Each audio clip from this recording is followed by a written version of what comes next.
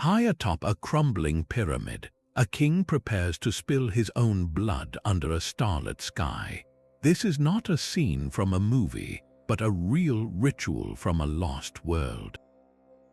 We are about to journey deep into the past to uncover 25 mystical rituals of vanished civilizations.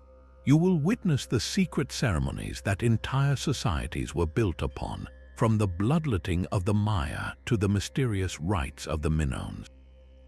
How did a simple plant drink make Vedic priests feel immortal? What terrifying secret lay at the heart of the Celtic reverence for the human head? By the end, you will understand the incredible lengths ancient people went to in order to touch the divine and control their universe. What do you believe was the ultimate purpose of these powerful and often perilous acts of faith? Blood was the sacred currency of the Maya universe. A king would stand before his people not to display his power but to perform a profound act of sacrifice. He would pierce his own tongue, his ears, or his genitals with a stingray spine or a razor-sharp obsidian blade. The resulting flow of blood was collected on strips of bark paper which were then burned.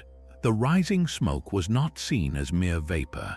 It was a bridge, a conduit for the ruler's spirit to travel into the otherworld and commune directly with gods and ancestors. This was the Mayan vision quest, a ritual of immense personal pain for cosmic gain. The act was often amplified by hallucinogenic enemas, potent brews intended to propel the ruler's consciousness even further into a trance state where visions were clear and divine messages could be heard. Why such an extreme practice? The Maya believed the gods had given their own blood to create humanity and the world. This debt had to be repaid. Royal bloodletting was the ultimate offering, a vital substance that nourished the deities and maintained the very balance of the cosmos. It prevented the sun from failing and the rains from ceasing. These ceremonies were not random acts of piety. They marked the most critical moments in Maya society: a king's ascension to the throne, the passing of a major calendar cycle like the completion of a Kayatan, or times of crisis like drought or war. The ruler, adorned in heavy jade jewelry and an elaborate headdress of quetzal feathers, became the literal axis mundi, the center point connecting the earthly and divine realms. Temple walls and painted codices show these vivid scenes, a powerful visual record of a belief system where a leader's most intimate suffering was the price for the world's continued existence. While the Maya offered their own blood to sustain the cosmos, the ancient Egyptians performed a ceremony to conquer death itself. This was the opening of the mouth, a ritual so vital that a soul's entire afterlife depended upon it. Picture a darkened tomb, the air thick with incense. The mummified body of a pharaoh or a noble stands upright, surrounded by chanting priests. The central figure, the Sem priest, approaches the motionless form. He is not there to mourn, but to perform a miracle of reanimation.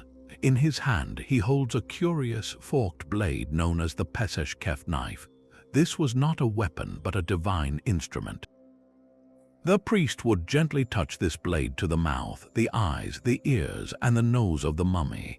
Each precise touch was accompanied by specific, potent spells recited from the Book of the Dead. This was not a symbolic gesture. The Egyptians believed this ritual literally restored the deceased's senses, allowing them to see the sun god Ra, hear the prayers of the living, smell the sweet offerings of incense, and most importantly, eat and drink in the land of the dead. Without this ceremony, the soul would be forever trapped, a blind, deaf, and starving shade in a desolate underworld. The theological roots of this ritual stretch back to the myth of Osiris, the god of the afterlife who was himself murdered and dismembered by his brother Set. When his wife Isis and her sister Nephthys reassembled his body, the god Horus performed the first opening of the mouth ceremony to bring his father back to a functional state in the afterlife. Every performance of the ritual was a reenactment of this divine moment, linking the fate of the commoner to the destiny of a god. The ceremony was long and complex, involving a series of over 75 separate actions. Other priests would present ceremonial objects, a leg of meat to signify sustenance, and a wooden adze tool that was used to symbolically open the mouth once more. Throughout it all, offerings of bread, beer, oxen, and fowl were piled high before the mummy, ensuring the individual would never know hunger. The entire process transformed the inert corpse into a vibrant, eternal being, an act ready to live forever in the field of reeds.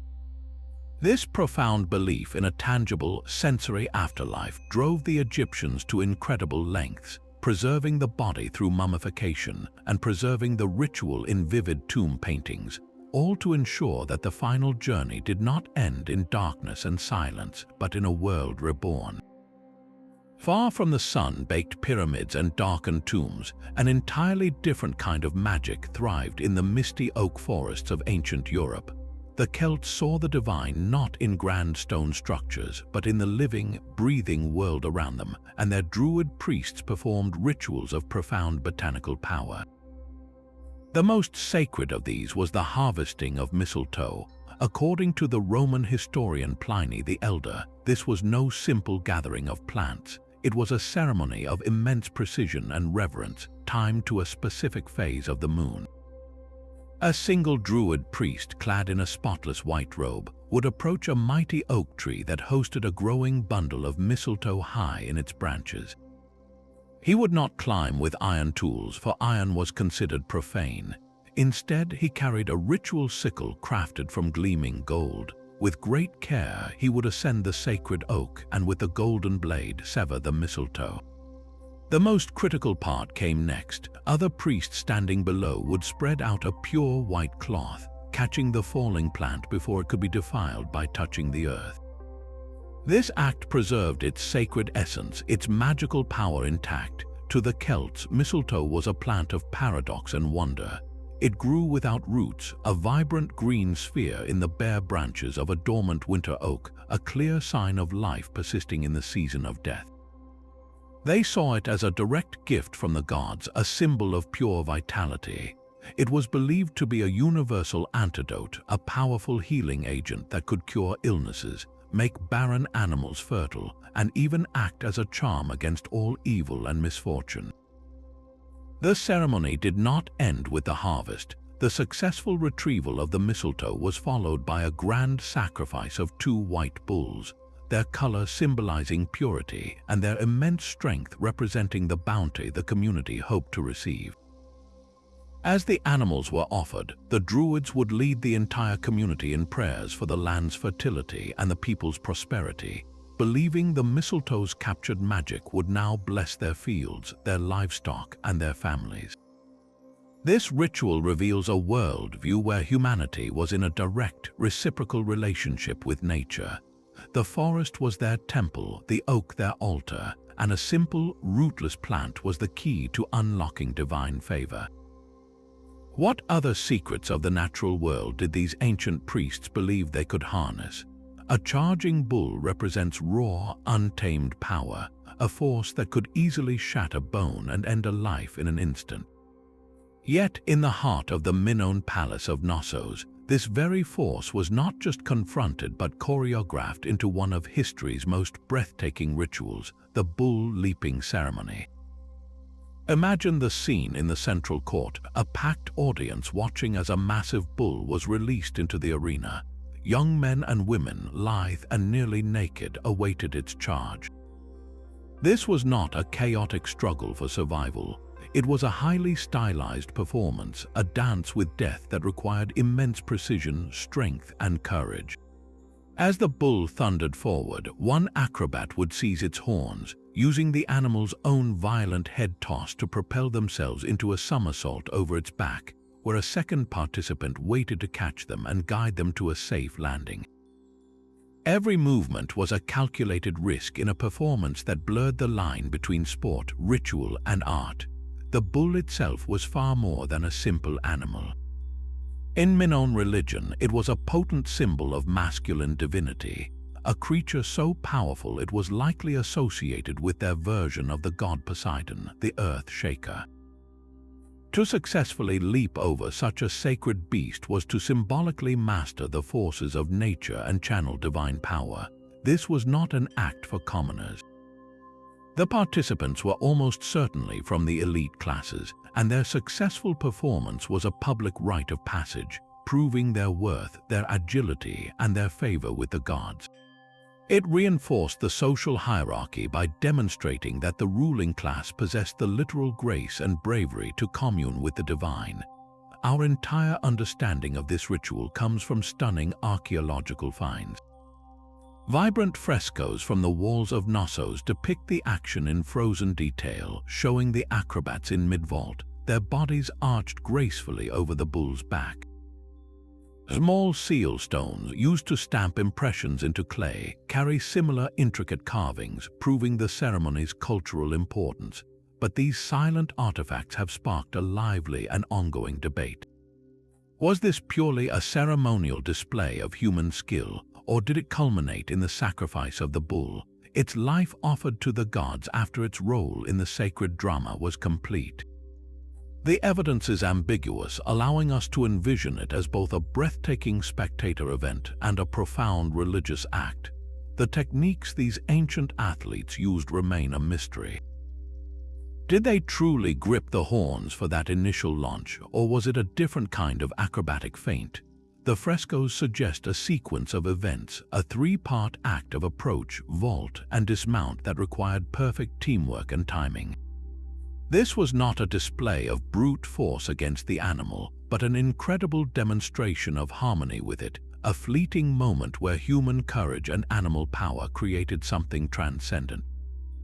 What must it have felt like to place your hands on those charging horns, to feel the world become a blur of motion and sky, and to land safely to the roar of a captivated crowd? High on the windswept peaks of the Andes, the air is so thin it feels like another world entirely. It was here, in these sacred spaces above the clouds, that the Inca conducted their most profound and solemn ritual, the capacocha. This was not a sacrifice born of anger, but one of ultimate reverence, a chosen offering to maintain the balance of the entire empire. The children selected for this duty were not taken from their families in sorrow. They were chosen with immense care, sought out from communities across the vast Inca realm for their physical perfection. A child had to be unblemished, beautiful, and of noble birth, for only the most perfect vessel could carry a message to the gods. Once chosen, their lives transformed. They were brought to the capital of Cusco, treated as living incarnations of divinity.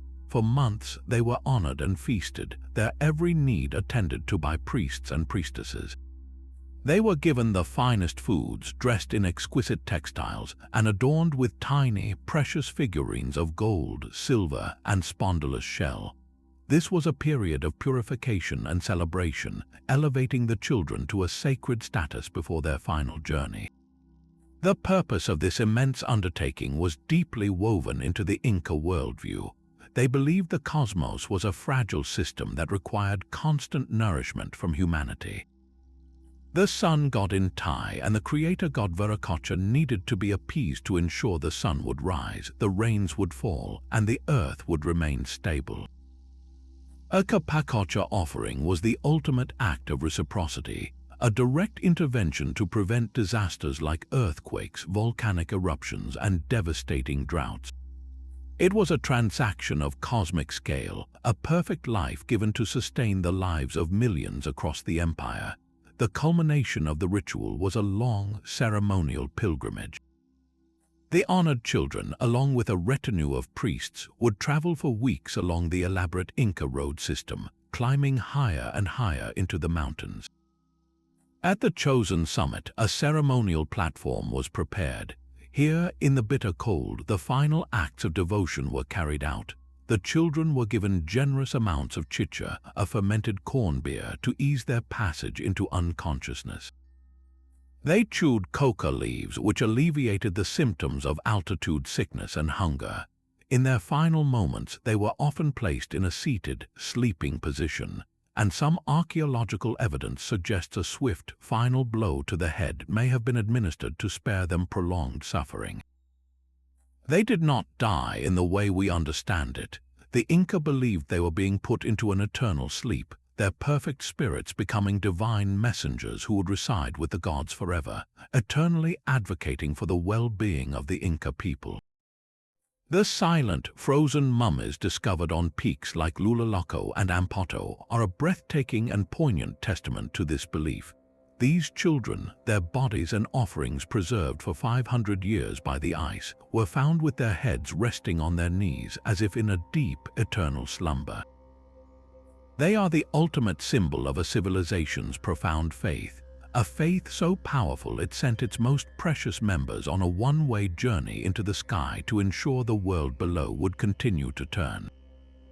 The silent, frozen peaks of the Andes held a sacrifice of ultimate purity, but in the bustling, sun-scorched city of Babylon, renewal came through a festival of controlled chaos and public humiliation. Each spring, the entire Mesopotamian world paused for the Akitu, a 12-day New Year celebration that was far more than a party. It was the essential reboot for the entire cosmos. At the heart of this sprawling festival was a single, shocking act of political theater involving the most powerful man in the empire. In the inner sanctum of the Esagila temple, before the statue of the supreme god Marduk, the Babylonian king would undergo a profound ordeal.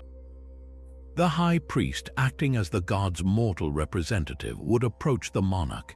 He would strip the king of his royal scepter, his ring, and his magnificent crown. Then, in an act meant to shatter all royal pretension, the priest would strike the king across the face. The sound of that slap echoed through the very foundations of the state. This was not an act of rebellion, but a core part of the ritual. The humiliated king was then forced to kneel and make a startling declaration. He would proclaim to the statue of Marduk that he had not sinned, neglected Babylon, or abused his power over the past year. He affirmed his righteousness. Only after this declaration of innocence, this proof of his submission to divine will, would the high priest return his regalia. The slap was a visceral reminder that the king's power was not his own. It was a loan from the gods, renewable only through this annual act of humility. With the king's divine mandate reaffirmed, the festival could explode into public spectacle. The climax was the grand procession. The statue of Marduk was removed from his temple and placed on a magnificent ceremonial boat-shaped chariot. He was paraded through the Ishtar Gate, along the processional way adorned with glazed blue bricks and golden lions, and out to a special temple called the Akitu House, located just beyond the city walls. This journey symbolized Marduk's mythical victory over the primordial sea goddess Tiamat, a story recited during the festival from the Enuma Elish, the Babylonian creation epic. The entire city lined the streets, cheering their god as he traveled to determine the fate of the world for the coming year. It was here, in the Akitu House, that the gods were believed to assemble in council. They would decide the destiny of the kingdom, setting the fates for everything from the price of grain to the outcome of future wars. The return procession of Marduk to his city temple was a triumphant celebration of cosmic order restored. The world had been cleansed, the king's power legitimized, and the fates fixed for another year. This intricate ritual bound the people, the priesthood, and the monarchy together in a shared belief that the universe required this annual performance to continue its eternal cycle. How could such a public stripping of a king's dignity actually be the very thing that secured his power for another year? The cosmic renewal of the Akitu festival relied on a king's humiliation, but in the ancient forests of India, transcendence was found in a single mysterious drink. The Vedic Soma sacrifice was the cornerstone of spiritual life for centuries, a ritual centered on a plant so powerful it was considered a god itself. Priests would gather for the elaborate ceremony, beginning with the careful preparation of the sacred ingredient. They took the stalks of the Soma plant, which some scholars suggest could have been a type of psychedelic mushroom or a form of ephedra, and pressed them between two stones. This was not a crude crushing, but a rhythmic, reverent act to extract the divine juice. The precious liquid was then mixed with milk or water to mellow its intensity and filtered through a woolen sieve to remove any impurities, creating a brew that was both an offering and a sacrament. The resulting concoction was a vibrant golden color, and it was poured as a libation into the sacred fire of the altar, a gift to the gods, and then consumed in a ritual cup by the priests. The effects, as immortalized in the hymns of the Rigveda, were nothing short of miraculous. The poets describe a surge of boundless energy and a feeling of invincibility. One verse proclaims, "We have drunk the soma, we have become immortal, we have gone to the light, we have found the gods." The drinker felt an immense physical strength, as if they could conquer the entire earth with their bare hands. But more importantly, it opened a doorway in the mind. The priests believed they were achieving direct communion with powerful deities like Indra, the king of the gods, and Agni, the god of fire. Under its influence, they felt their consciousness expand, soaring beyond the limits of the human body to perceive cosmic truths and hear the very voice of creation. This was not mere intoxication, it was a deliberate, ritualized journey into the heart of the divine. Soma's role was profoundly philosophical. It served as the ultimate bridge, the tangible connection between the mortal realm of humans and the immortal, luminous world of the gods. By consuming it, a priest did not just pray to the gods, he temporarily joined them, his spirit ascending to their celestial abode. The entire ritual was a reenactment of this cosmic connection, with the fire altar representing the center of the universe and the drink fueling the journey. Yet, for all its detailed descriptions in the Vedas, the true identity of the soma plant has been lost to time, creating one of history's greatest botanical mysteries. Was it the fly agaric mushroom, known for its potent psychoactive properties, or was it a plant like Syrian rue or even a form of blue lotus? The debate continues as modern scholars and botanists compare the ancient hymns to the known effects of various psychoactive species. The loss of the original soma may have been deliberate, a shift in Vedic thought away from external substances and toward internal, meditative paths to enlightenment. This leaves us with a powerful question. Did the mystical experiences of the Vedic seers come from a chemical key, or did the ritual itself, the chanting, the fire, and the profound collective belief, unlock a divine potential that was always within the human mind? The search for divine connection through a potent drink stands in stark contrast to the visceral, communal rituals of the Norse. In the cold, coastal settlements of Scandinavia, the gods were not approached through inner vision but through tangible, shared offerings. The heart of Viking spiritual life was the blot, a sacrificial feast that wove the community, the land, and the divine into a single, bloody tapestry. These gatherings took place in sacred spaces, often a quiet grove of ancient trees or a simple wooden temple adorned with carvings of the gods. The entire community would assemble, from the highest chieftain to the lowest freeman, all bound by a common purpose to secure the favor of the Aesir gods. The central act was the sacrifice of an animal, a creature of great value like a strong horse, a powerful boar, or a prized bull. The chosen beast was not merely killed, it was consecrated. The chieftain, or Gothi, acting as both priest and leader, would make the ritual cut, ensuring its life was offered correctly. The blood, seen as the very seat of life and luck, was carefully caught in large bowls. This sacred fluid was then used to hallow the space and the people. The Gothi would dip a bundle of twigs into the blood and sprinkle it onto the participants, the wooden altars, and even the walls of the temple itself, anointing everything and everyone with the divine favor the sacrifice was meant to attract. The specific invocations made during this act were crucial. A community facing a harsh winter might call upon Freya, the god of fertility and peace, offering a boar to ensure a future bounty.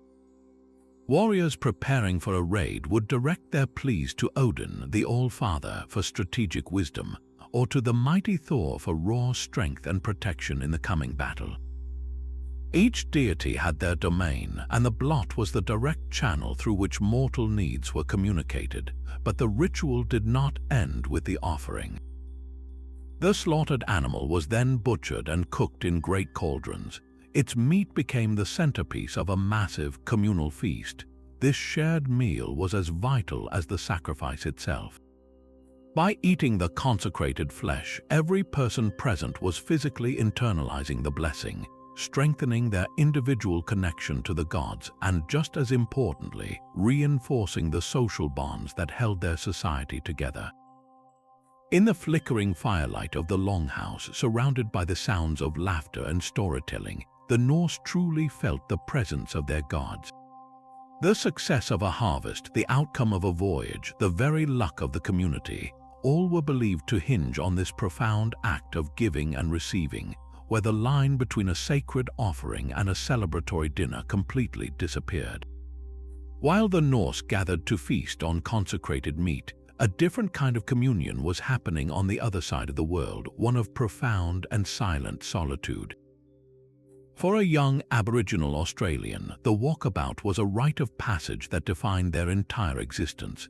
This was no mere camping trip or survival test. It was a sacred pilgrimage into the very soul of the land itself. Elders would prepare the initiate for months, imparting the essential knowledge they would need to survive alone in the vast, unforgiving outback. They learned to identify edible plants, locate hidden water sources, and track animals, but this practical wisdom was inseparable from its spiritual context. Every waterhole, every rock formation, every type of tree was part of a living story. The young person was not just learning to live off the land, they were learning to listen to it. They would embark on their journey carrying little more than a simple spear or digging stick, their true map existing not on paper but in memory and song.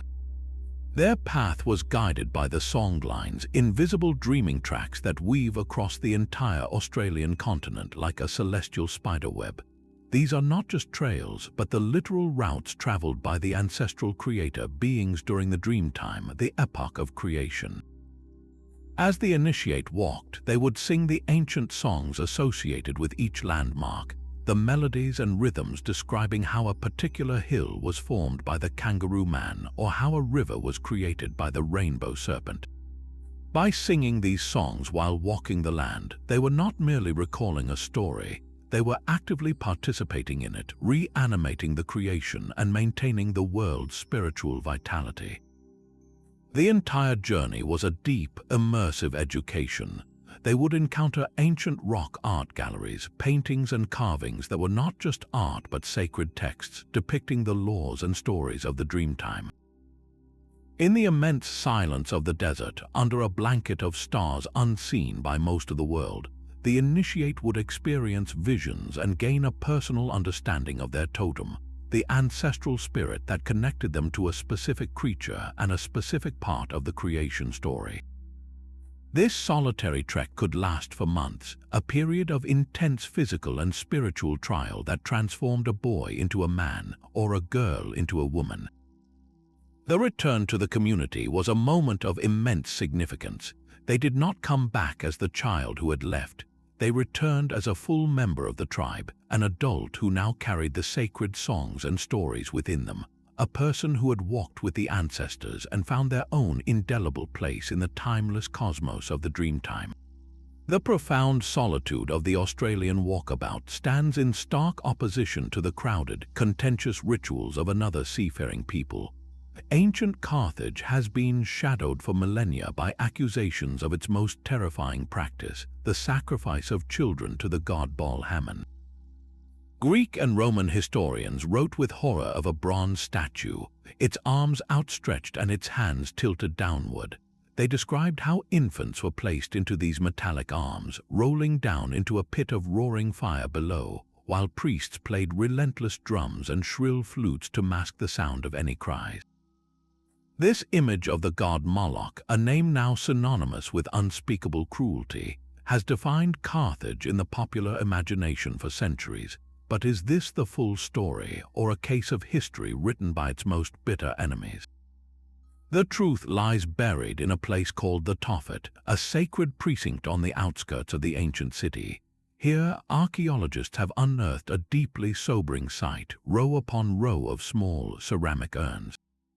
Inside these urns are the cremated bones of thousands of children, many of them newborns or stillborn infants. Accompanying the urns are stone markers or stelae, often inscribed with a chillingly formulaic dedication. The inscriptions typically read, "It was vowed" or "It was offered to the Lord Baal Hammon." This archaeological evidence is undeniable proof of a ritual involving the very young, but its interpretation has sparked a fierce and ongoing debate. One school of thought holds that the classical accounts were essentially correct, that this was a large-scale, state-sanctioned practice of child sacrifice, perhaps enacted during times of extreme crisis like war, plague, or famine to appease an angry god.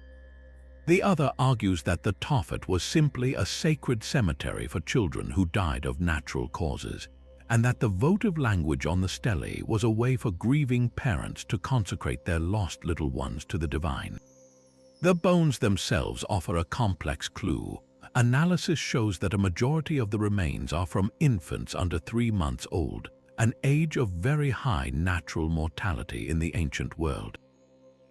Yet, some urns contain the bones of older children and even animals, which some scholars suggest were offered as symbolic substitutes. The sheer scale of the Tophet, used for over 600 years, suggests a deeply ingrained cultural tradition, one that outsiders like the Romans would have found utterly barbaric. If it was sacrifice, the motivation was likely a belief in the ultimate transaction, the offering of what was most precious and beloved, a firstborn child, to secure the continued favor of the gods for the entire community. This was not an act of hatred, but one of devastating, costly piety, a belief that the survival of the many depended on the ultimate sacrifice of the few. To walk among those silent, sun-baked urns today is to confront one of history's most difficult mysteries, a testament to a faith so absolute it could demand the highest price imaginable. The profound and unsettling faith of Carthage stands in sharp contrast to a ritual defined by its promise of hope. For nearly 2,000 years, a different kind of secret was guarded just outside Athens, one that offered a blissful eternity to anyone who sought it, be they slave, foreigner, or king. This was the Eleusinian Mysteries, an initiation so powerful that its rites remain one of history's best-kept secrets. Every autumn, thousands of hopefuls would walk the sacred road from Athens to the town of Eleusis. They were not merely travelers, they were mystai, initiates embarking on a profound spiritual journey. The process began with strict purification rites in the sea, washing away not just physical grime but moral impurity. They then fasted, breaking their hunger only by drinking a special barley and mint beverage called the kykeon. This communal deprivation created a shared vulnerability, preparing their minds and bodies for the revelation to come.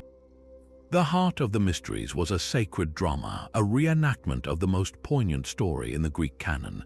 The initiates would witness the tale of the goddess Demeter and her daughter Persephone. They saw the anguish of the mother when Hades, god of the underworld, abducted Persephone, plunging the world into a barren winter through Demeter's grief. And they witnessed the ecstatic joy of their reunion, which brought life springing back to the earth each year. This was not entertainment. It was a direct, emotional immersion into the central truth of existence, the cycle of death and rebirth.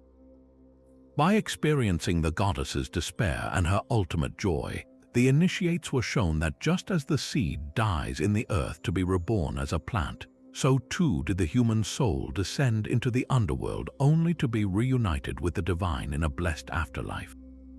The exact nature of what was revealed in the final, closed ceremony inside the great Telesterian Hall is unknown. The hall itself was a massive, windowless structure designed to hold thousands in absolute darkness, broken only by sudden, dramatic bursts of light and sound.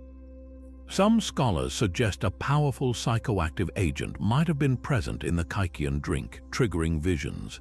Others believe it was the sheer power of the ritual drama, the chanting, and the collective expectation that induced a state of transcendent ecstasy. What is certain is the result. Those who emerged from the hall were fundamentally changed. Ancient writers, from the philosopher Plato to the orator Cicero, spoke of the initiates losing their fear of death. They had seen the ultimate truth with their own eyes, and they were granted a divine promise, a passport to the Elysian fields, a paradise where they would enjoy eternal happiness. This profound personal transformation was protected by a solemn, lifelong vow of silence.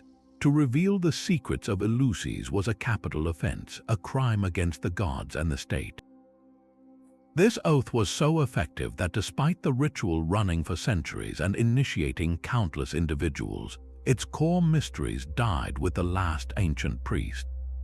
The ruins at Eleusis today are silent, the great Telesterion a skeleton of stone, but they stand as a testament to a universal human yearning, the search for a direct, personal experience of the divine that could conquer humanity's oldest and deepest fear. The promise of a blessed afterlife at Eleusis offered comfort for the soul, but in the vast expanse of the Pacific Ocean, an entire civilization built a spiritual system that governed every waking moment. For the Polynesians, the universe was a web of spiritual power and sacred prohibition, concepts known as mana and tapu. Mana was not a simple idea of luck or charisma. It was a tangible, supernatural force that flowed through people, places, and objects, the very energy of creation and effectiveness. A master canoe builder had mana in his craft, a great warrior possessed it in battle, and a fertile piece of land was saturated with it. The ultimate vessel for this power was the chief, a figure so charged with divine energy that he was considered intensely tapu. Tapu was the state of being sacred, set apart, and restricted. It was the spiritual fence that protected the powerful and dangerous essence of mana from being contaminated or misused. This belief dictated every social interaction. When a chief walked through a village, commoners would immediately prostrate themselves, lying face down on the earth. They did this out of profound respect, but also for their own protection. A commoner could not allow their shadow to mingle with that of the chief, nor could they let his shadow fall upon them, for fear of triggering a catastrophic spiritual imbalance. The chief's head was the most tapu part of his body, the seat of his power, while his back was less so. He could not even feed himself, as food was considered common, and so an attendant would place morsels directly into his mouth. This intricate system was not about oppression, but about maintaining the delicate spiritual order of the world. Because tapu was so pervasive, the rituals for lifting it were just as vital as the rules that imposed it. A simple act like eating required a prayer to remove the tapu from the food. After building a new home or a fishing canoe, a ceremony of removal was essential before it could be used safely. A priest or kahuna would perform these rites using pure water for cleansing, reciting specific chants to appease the gods, and making small offerings of food or precious feathers. The goal was to render the ordinary world safe for human use without offending the spirits, but for objects of immense importance, the rituals were far more severe. The launching of a great war canoe, a vessel that would carry the tribe's fate into battle, required a massive infusion of mana. This power could only come from the ultimate source, a human life. A captive or a slave would be bound and placed beneath the massive wooden rollers used to guide the canoe into the water. As the community chanted and pushed, the hull would crush the sacrifice, its mana transferring directly into the wood, making the canoe not just a tool, but a living, spiritual entity destined for victory. This spiritual framework extended to the very beginning of life. The birth of a firstborn child, especially to a high-ranking family, was an event of cosmic significance. The child inherited a great deal of mana and was therefore born in a state of extreme tapu. Elaborate ceremonies surrounded the mother and infant, isolating them for a period of time. The umbilical cord of a royal firstborn was often hidden in a sacred place or buried with a newly planted tree. physically tethering the child's mana to the land and ensuring the future prosperity of the entire community. This worldview was etched into skin as well. The intricate tattoos of Polynesia, the moko of the Maori, were not mere decoration. They were a physical manifestation of a person's mana, their genealogy, and their social standing. Each spiral and curve told a story of their ancestors and their own achievements, a permanent, sacred text written on the body. Even the ferocious haka, a war dance now famous on rugby fields, was originally a tapu ritual. Its purpose was to summon the tribe's collective mana, to call upon the power of their ancestors, and to project that terrifying spiritual force directly into the hearts of their enemies before a battle even began. From the shadow of a chief to the launch of a canoe, every action was a careful negotiation with the invisible forces that held their world together. Even the most powerful king could tremble before a shadow crossing the sun. In ancient Mesopotamia, a solar eclipse was not a celestial spectacle. It was a direct death sentence from the gods, a clear omen that the ruler's life was forfeit. But the royal court had a breathtakingly cunning plan to cheat this divine fate, a ritual of ultimate deception known as the substitute king.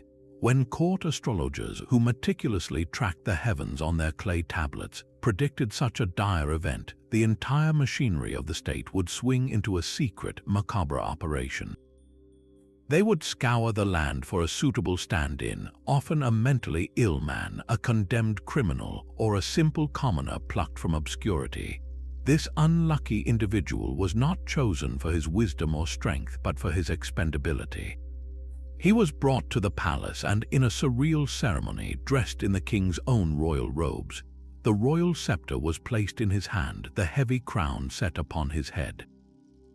For all outward appearances, this substitute was now the absolute monarch of Mesopotamia. Meanwhile, the true king would strip himself of all insignia and secretly go into hiding, sometimes even being referred to as a humble farmer in official documents for the duration of the ritual. He would live in a secluded part of the palace or a nearby garden, performing constant prayers and sacrifices to appease the angry gods and hasten the passing of the threat. The substitute, however, lived a brief, intoxicating fantasy of power. He was given the king's throne, the king's luxurious meals, and even a substitute queen to sit beside him. The entire court was required to treat him with the full deference owed to the genuine ruler, all while knowing the horrific truth of his temporary role. This elaborate charade could last for up to 100 days, a period calculated by the priests as the time needed for the evil portent to fully attach itself to the false monarch. The entire purpose was to create a perfect decoy, a shimmering illusion of kingship so convincing that the vengeful gods would be fooled into striking him down instead. The ritual's conclusion was as grim as it was inevitable. Once the danger period was deemed over, the deception reached its fatal climax. The substitute king and his substitute queen were not simply dismissed. To complete the trick and permanently seal the real king's safety, they were ritually executed. Some accounts suggest they were strangled, others that they were poisoned or put to the sword. Their bodies were then often buried with full royal honors, a final, grotesque layer of the ruse, sending them to the underworld as the king and queen the gods had demanded. This was not seen as murder, but as a necessary act of statecraft, a cold-blooded transaction where two lives were sacrificed to preserve the stability of the entire kingdom. The survival of the legitimate king was synonymous with the survival of the nation itself. To hold a royal seal from this era is to hold an object that sanctioned this incredible deceit, a stark reminder that in the minds of the ancients, even fate itself could be outwitted with a clever enough ritual and a willing enough victim. Deep in the humid jungles of Veracruz, the Olmec people forged a spiritual bond with the jungle's most formidable predator. Their world was ruled by the jaguar, and their most powerful ritual was a shamanic transformation into a creature that was neither fully human nor fully beast. This was the genesis of the word jaguar, a being of immense supernatural power. To achieve this state, a shaman would ingest powerful hallucinogens, perhaps the toxic secretions of the bufo toad or the potent flesh of psychedelic mushrooms. These substances were not taken for recreation, but as sacred keys to unlock the doors of perception. Under their influence, the shaman's consciousness would detach from his physical body, embarking on a perilous journey into the spirit world.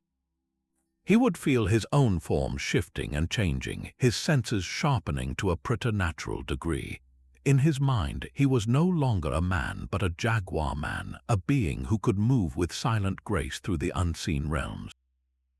This transformation granted the shaman incredible abilities. He could travel between the world of the living and the land of the ancestors to seek counsel and wisdom. He could harness the jaguar's raw power to protect his community from spiritual threats and heal the sick. He was believed to be a master of the weather and a guardian of the crops, his spiritual battles in the other world directly influencing the fortunes of the village in this one. The evidence for this profound belief is etched in stone. The Olmec left behind a stunning artistic legacy of these transformed beings. Colossal stone heads weighing many tons stare out with an authority that feels both human and deeply alien. But it is in the smaller, more intricate figurines and celts that we see the word jaguar clearly. These figures have distinct, downturned mouths that seem to snarl, revealing powerful, jaguar-like fangs.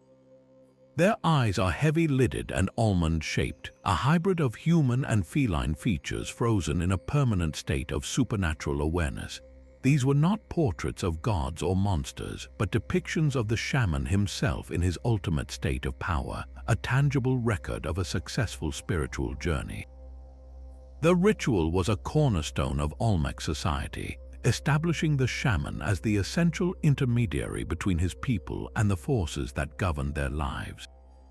In the echoing silence of a jungle night, under the influence of sacred plants, these ancient priests believed they could literally become the embodiment of the jungle's untamed soul, all to bring a fragment of that raw, divine power back to their people. A severed head, treated with reverence and preserved in cedar oil, was not a trophy of war for the Celts but a sacred relic. They believed the human head was the very seat of the soul, the container of a person's unique life force, their wisdom, and their power. This conviction gave rise to one of their most distinctive, and to outsiders, grisly rituals, the practice of head hunting. When a Celtic warrior defeated a worthy and honored enemy in battle, the conflict did not end with death. The victor would carefully remove the head of his foe, knowing this act held profound spiritual consequences. By taking the head, the warrior was not just claiming a prize, he was capturing the essence of the person he had fought. He was seizing their strength and their courage, adding that power to his own. But there was a more practical and perhaps more chilling reason for this ritual. The Celts believed that if a person's head remained attached to their body, their ghost would remain whole and conscious, capable of seeking vengeance from the afterlife. By severing the head, they trapped the soul and prevented the spirit from ever haunting them. It was the ultimate form of spiritual self-defense. The head was then meticulously prepared. It would be cleaned and the flesh preserved by boiling it or treating it with precious cedar oil imported from distant lands. This was not an act of desecration, but one of preservation, ensuring the captured power would not decay. These heads were then displayed with honor, not with horror. They might be nailed to the doorposts of a chieftain's hall, a public display of his family's power and a potent spiritual ward for his home. More sacred examples were placed in special stone shrines or niches within a hill fort, where they could be consulted as oracles or revered as sources of ancestral wisdom. The archaeological evidence for this practice is both stark and compelling. At sites like the sanctuary of Intremont in southern France, archaeologists have found stone pillars with carved niches explicitly designed to hold human skulls. They have unearthed skulls that show deliberate holes drilled into them, likely for mounting on poles or for display on ropes. Celtic art is saturated with this imagery. Stone carvings, intricate metalwork on weapons and jewelry, and even coins frequently depict disembodied heads, often with serene, otherworldly expressions, their eyes closed as if in a state of eternal, knowing sleep. These artifacts tell a story of a culture that saw the human head not as a mere piece of the body, but as a self-contained vessel of magic, a prize that could secure a warrior's status in this world and protect him from the dangers of the next. While the Celts preserved the power of the soul within a skull, an ancient Chinese king sought answers by listening to the voice of a cracking bone. In the Shang dynasty, the fate of the empire rested on a ritual of fire and prophecy known as oracle bone divination. The process was meticulous and deeply sacred. A royal diviner would take a carefully prepared ox shoulder blade or the flat underside of a turtle shell, its surface polished smooth. Using a sharp bronze tool, he would carve a series of precise questions directly into the bone, the characters etched in the earliest form of Chinese writing. The inquiries were direct and covered every aspect of statecraft. Will the harvest be abundant this season? Is it auspicious to attack the neighboring tribe? Why is the king suffering from a toothache? The king himself sometimes carved the questions, his own hand physically posing the problems of the mortal world to the spirit realm. The bone was then prepared for its transformation. A diviner would take a bronze rod and heat its tip in a fire until it glowed. He would press this hot point into pre-drilled hollows on the back of the bone. The intense, localized heat created an immense stress within the material. Then, with a series of sharp pops, a network of cracks would radiate across the surface. In that moment, the bone was no longer an animal part, but a divine message board. The pattern of the cracks, their length, direction, and intersection was not random chaos. It was a complex script, the direct answer from the royal ancestors and the high god Dai. The king or his chief diviner, trained in this sacred art, would read these fissures like a map of the future. A particular branching pattern might mean, yes, a favorable omen for war, while a tangled web of lines could signal disaster, a warning to postpone the harvest festival. After the reading, the outcome of the prophecy was often carved right next to the original question. If the king asked about the success of a hunt and then captured a great stag, that result was recorded. This created a permanent, divine ledger of question and answer, a contract between the Shang kings and their ancestors. The immense historical value of these oracle bones is almost beyond calculation. They are the very birthplace of Chinese written language, preserving over 4,000 distinct characters. More than that, they offer a raw, unfiltered window into the mind of a Bronze Age elite.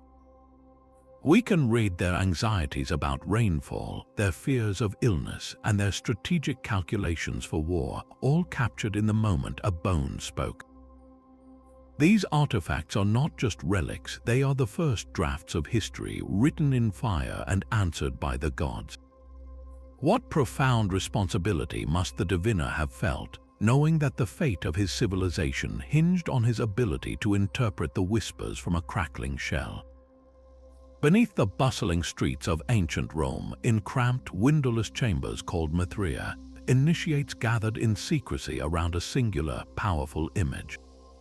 The Tauroctony, or bull-slaying scene, was the central icon of the Mithras cult, a puzzle carved in stone that held the keys to cosmic truth. In this dramatic relief, the god Mithras, wearing a distinctive Phrygian cap, is shown kneeling on the back of a powerful bull, pulling its head back by the muzzle with one hand while plunging a short sword into its shoulder with the other. The scene is alive with symbolic actors. A dog and a serpent leap forward to catch the life-giving blood flowing from the wound. A scorpion clutches at the bull's genitals, while a raven perches nearby, often seen as a messenger. This was not a simple hunting scene. Every element was a piece of an elaborate astrological code. The bull corresponds to the constellation Taurus, the dog is Canis Minor, the serpent is Hydra, the scorpion is Scorpio, and the raven is Corvus. The act of slaying the bull was a celestial metaphor. It represented the god forcing the precession of the equinoxes out of the age of Taurus, a cosmic revolution that brought order from chaos and effectively created the universe as the initiates knew it. For the worshipper, this was not just a story of the past, but a map for their own soul. By understanding this celestial drama, they believed they could navigate the spheres of the planets after death and achieve salvation. The path to this enlightenment was a rigorous one, structured around 7 grades of initiation. Each grade was placed under the protection of a specific planet, creating a spiritual ascent from Earth to the heavens. A new member began as a Corax, the Raven, under Mercury. He then progressed through the levels, becoming a Nymphus, the Bridegroom, under Venus, a Miles, the Soldier, under Mars, a Leo, the Lion, under Jupiter, a Perseus, the Persian, under the Moon, a Heliodromus, the Sunrunner, under the Sun, and finally, a Pater, the Father, under Saturn. Each promotion involved intense trials and revelations, likely including symbolic exposure to heat, cold, and hunger, designed to test the initiate's resolve and purify his spirit. After their ceremonies, the members of the cult would share a sacred meal, reclining on stone benches that lined their subterranean temple. This communal feast directly reenacted the celebratory banquet that Mithras was believed to have shared with the sun god, Sol Invictus, after his great cosmic labor. In the flickering torchlight of these cave-like sanctuaries, eating bread and drinking wine, the initiates were not merely remembering a myth. They were participating in it, forging a bond with their god and with each other that they believed would transcend death itself. The excavated Mithraea and their intricate Tauroctony reliefs are silent witnesses to a faith that saw the entire universe reflected in the act of a god killing a bull, a secret code for the soul's journey written in the stars. This divine conversation with the gods was only one part of a much larger spiritual network. The Shang dynasty operated under a comprehensive system of ancestor worship, a belief that the deceased kings and nobles held direct power over the world of the living. These royal ancestors were not distant memories. They were active, demanding forces who could influence everything from the success of a military campaign to the health of a newborn child. To keep the kingdom prosperous and stable, they had to be constantly appeased with a steady stream of offerings.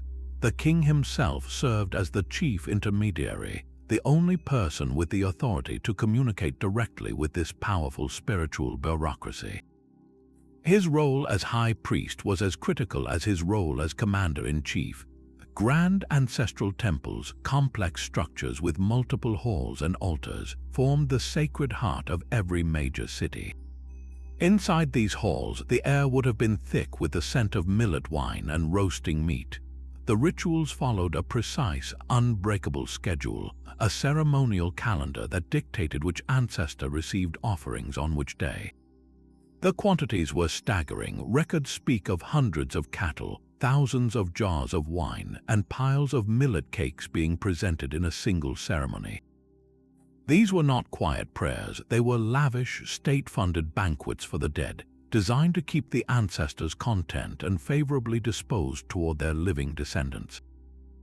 The magnificent bronze vessels used in these rites were themselves objects of immense spiritual and political power. Cast with intricate designs of touty masks and swirling thunder patterns, these cauldrons, goblets, and wine pourers were not just containers, they were conduits. The belief was that the essence of the food and wine within them was transferred to the ancestors in the spirit world. A neglected ancestor was a dangerous entity, a spirit who could bring drought, famine, or military defeat upon the entire kingdom out of sheer spite or hunger. This constant, careful appeasality created a society where the past was always present, and the actions of long-dead kings directly shaped the decisions of the living. The oracle bone divination was the direct line of communication in this relationship. Before a major sacrifice, the king would use the cracking bones to ask his predecessors if the offering was sufficient, if the timing was right, or if they were pleased. The entire spiritual and political order rested on this delicate balance of giving and receiving, a perpetual negotiation with the ghosts of the past to secure the future of the empire. The Aztec world depended on a single, horrifying transaction, the exchange of human life for sunlight itself. At the peak of the Templo Mayor, a priest would raise a still-beating heart to the sky, offering its sacred energy to fuel the sun god Huitzilopochtli's endless battle against the darkness.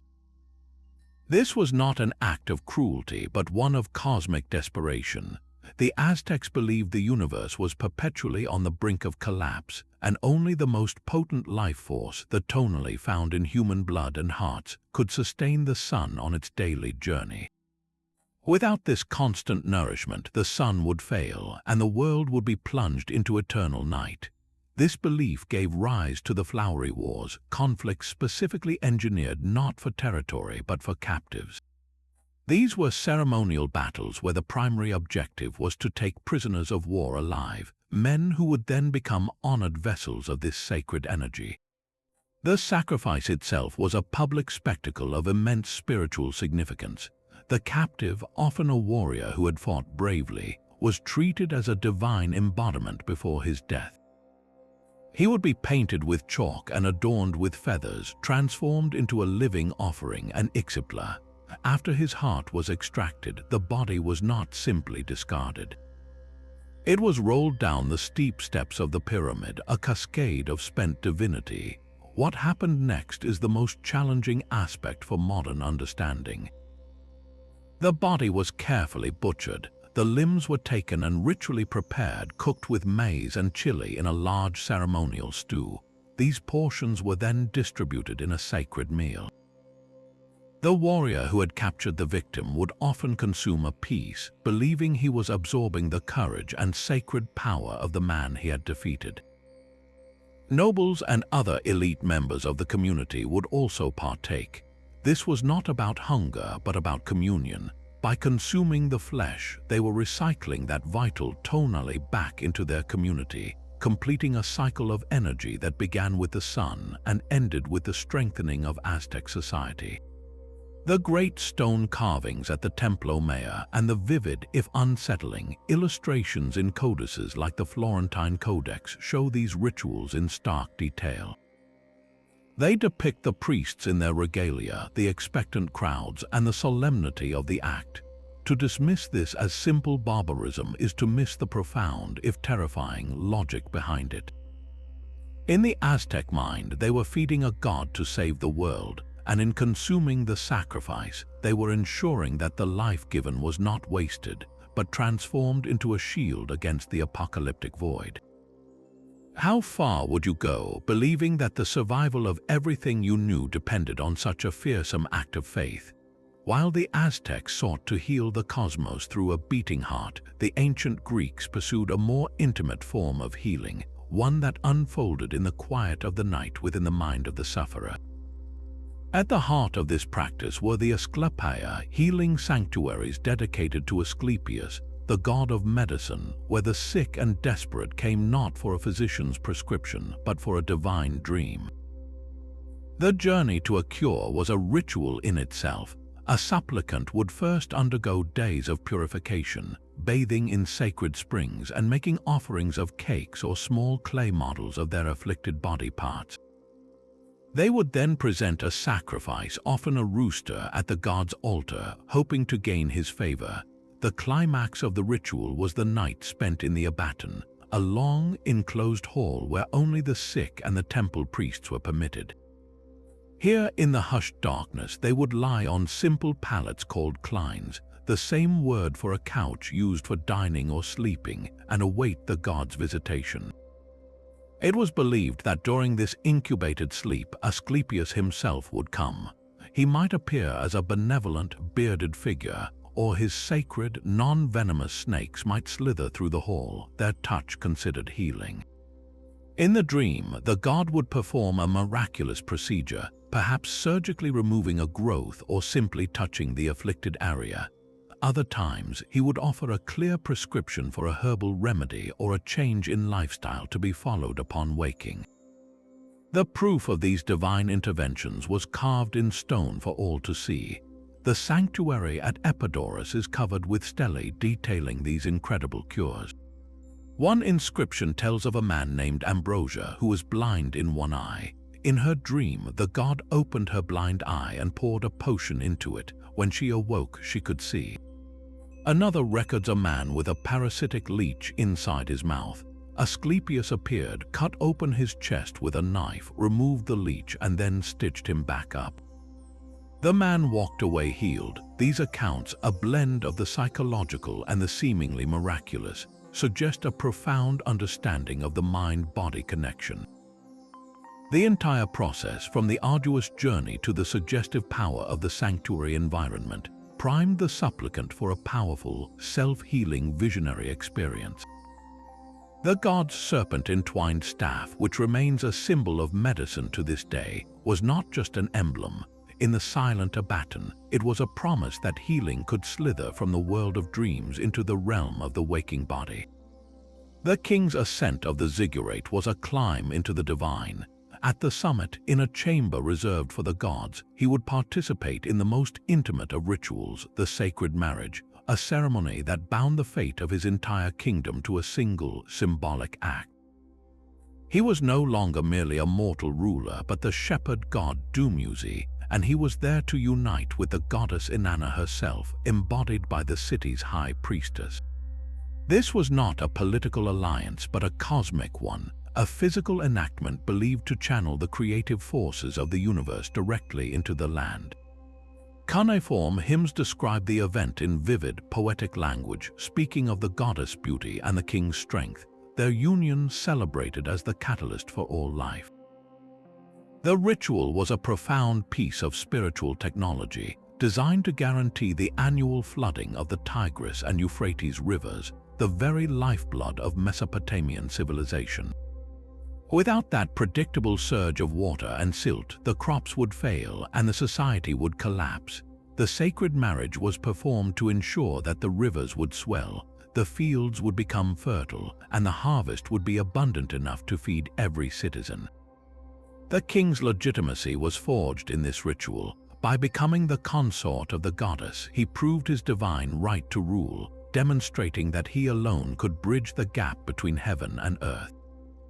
His power was not just inherited or taken by force, it was earned and renewed through this ultimate act of service. Visualize the scene, the ziggurat towering over the city, a staircase to the gods, with the ceremony taking place in its highest room. Imagine the hymns being sung, the scent of incense thick in the air, as the priestess, adorned as the goddess, awaited the king who represented a god. This ritual blurred the line between human and divine so completely that the king's very body became a conduit for celestial power. His successful performance in the sacred chamber was synonymous with his kingdom's future prosperity, a responsibility as immense as it was intimate. What would it be like to bear the weight of an entire civilization's survival on such a personal act of faith? Serpentine goddesses clutch writhing snakes in their raised hands, their expressions serene yet powerful, hinting at secrets lost to the Aegean Sea. These famous Minoan figurines may be more than symbolic art. They could be portraits of priestesses deep in a ritual trance, a state achieved with the help of powerful psychoactive plants. Beyond the figurines, the archaeological record offers compelling clues. The opium poppy motif appears again and again in Minoan art, its distinctive seed pods carved into jewelry and painted on frescoes. Even more telling are the discoveries of specialized ritual vessels, small, elegant pots with perforated interiors that precisely match the design of known opium smoking equipment from other ancient cultures. Residue analysis on similar artifacts from the region has confirmed the presence of opium alkaloids, providing a scientific backbone to the theory that Minoan religious leaders were deliberately using these substances to open a doorway to the divine. Imagine a ceremony within a palace chamber, its labyrinthine corridors designed to disorient the senses. A priestess embodying the goddess would ingest a brew made from opium or perhaps the potent, dangerous datura plant. As the psychoactive compounds took hold, her ordinary consciousness would dissolve, paving the way for visions and prophetic utterances. In this altered state, she might have believed she was communicating directly with the Great Mother Goddess, receiving guidance for the community or glimpsing the future. The serpents she handled so fearlessly were likely part of this ritual theater, their dangerous nature amplifying the power and peril of the spiritual journey. The ritual might not have been confined to the dark halls of the palace. High on remote mountain peaks, in open-air sanctuaries overlooking the sea, these rites could have been performed under the vast sky, connecting the priestess to the elemental forces of nature. This use of sacred intoxicants might even have been linked to the breathtaking bull leaping ceremony. While the acrobats themselves needed absolute clarity and precision, the priests and priestesses orchestrating the event could have used psychoactives to enter a state of heightened awareness, to bless the participants, or to interpret the outcome of the leap as a divine message. The bull itself, a central symbol of power, may have been seen as a spirit guide in these pharmacologically induced visions.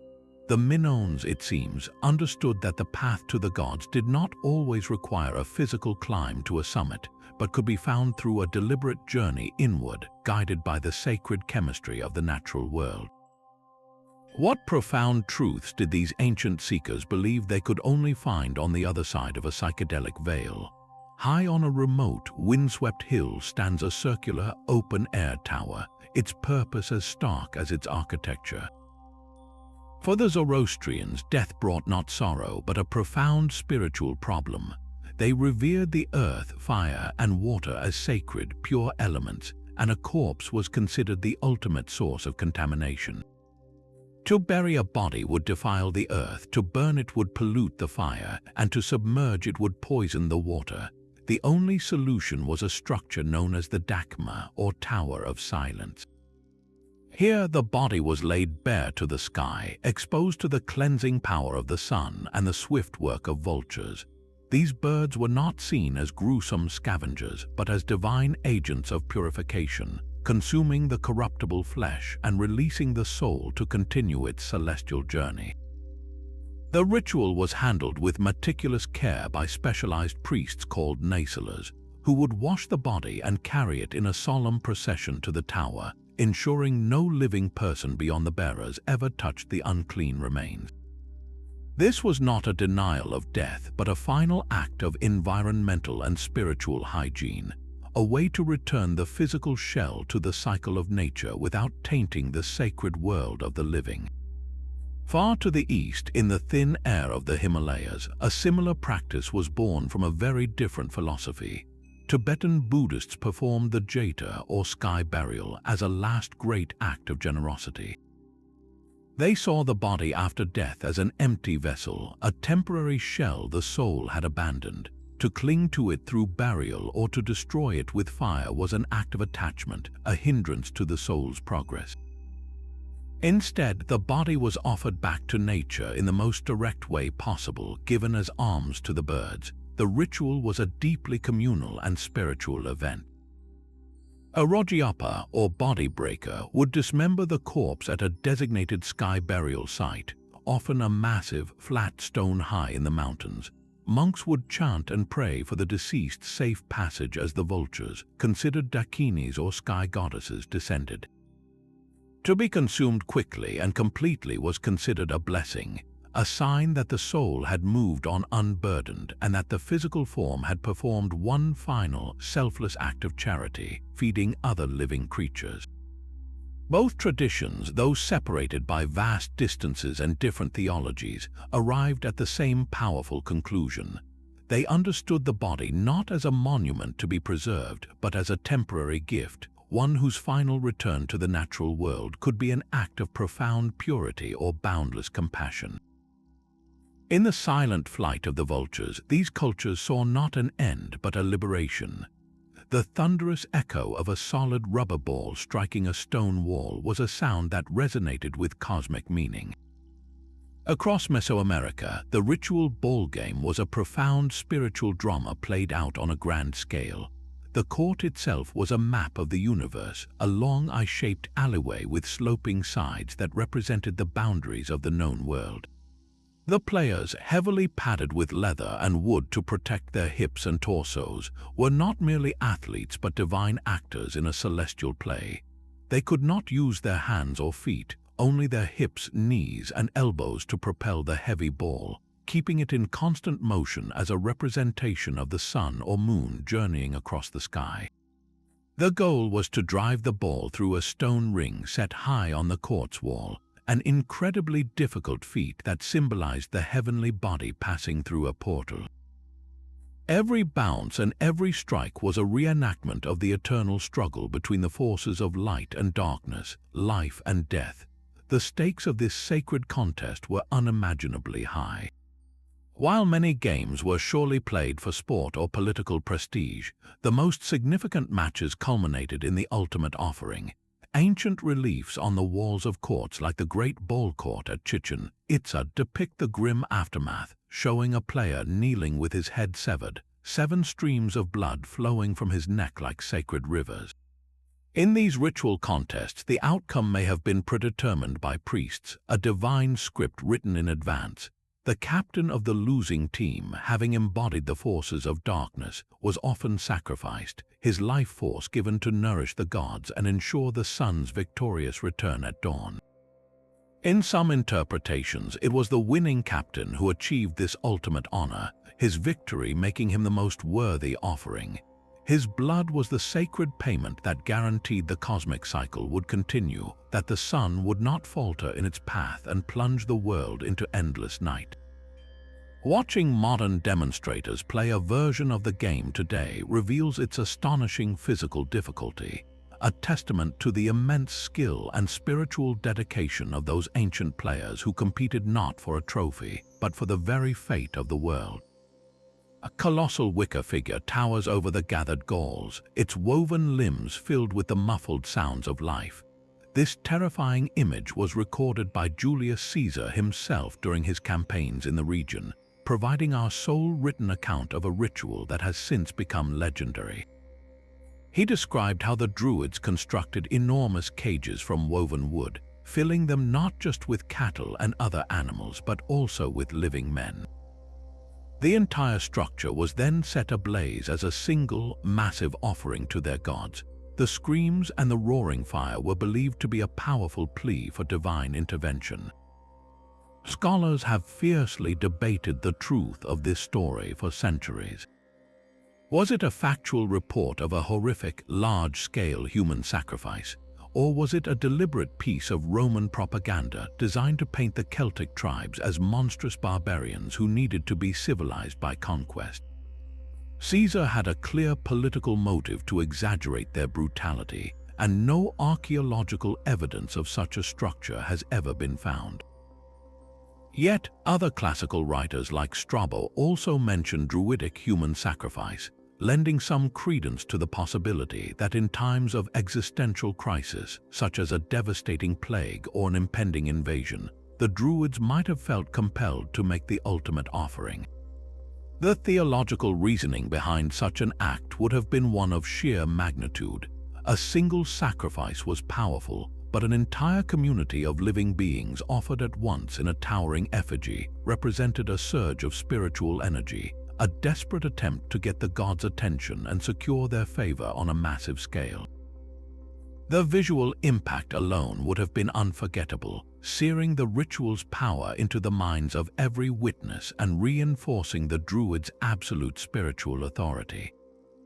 Whether fact or Roman fabrication, the Wicker Man endures as a symbol of the extreme measures ancient people were willing to contemplate when they believed their entire world was hanging in the balance.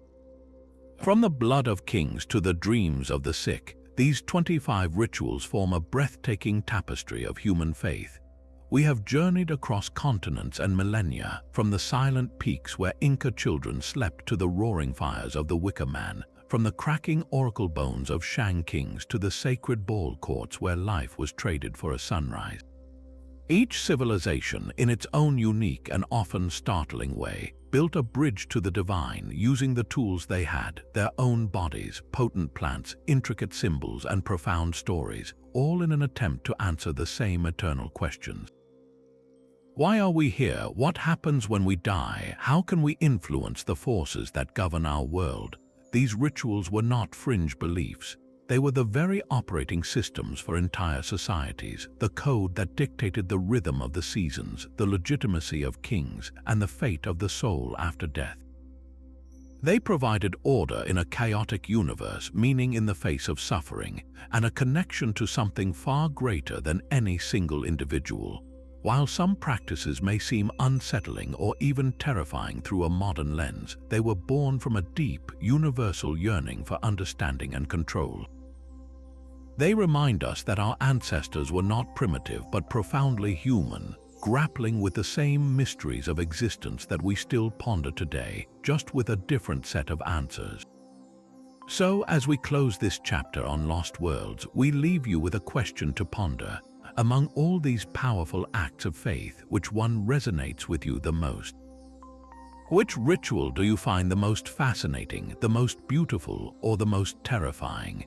Share your thoughts in the comments below. We would love to hear which journey into the past captivated your imagination.